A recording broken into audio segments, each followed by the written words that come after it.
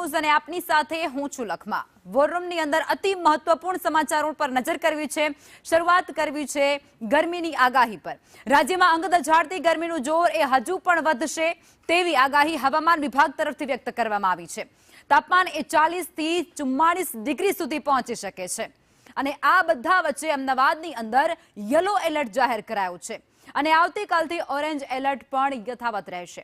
આગામી 6 દિવસ સુધી ભારે ગરમી યથાવત રહેવાની શક્યતા પણ વ્યક્ત કરવામાં આવી છે।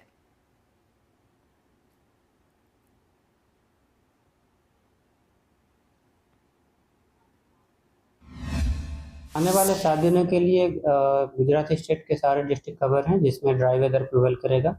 और मैक्सिमम टेम्परेचर की बात करेंगे तो आने वाले 3 दिनों के लिए मैक्सिमम टेम्परेचर में 2 से 3 डिग्री की बढ़ोतरी का पूर्वानुमान है। उसके बाद मैक्सिमम टेम्परेचर में ज़्यादा सिग्निफिकेंट चेंज नहीं होगा। और वार्निंग की बात करेंगे तो आने वाले 6 दिनों के लिए हीट वेव की वार्निंग है गुजरात रीजन में और साथ में सौराष्ट्र और कच्छ रीजन में।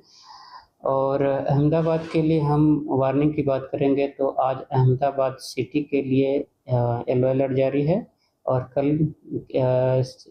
से लेके आने वाले 6 दिनों के लिए अहमदाबाद सिटी के लिए ऑरेंज अलर्ट जारी है।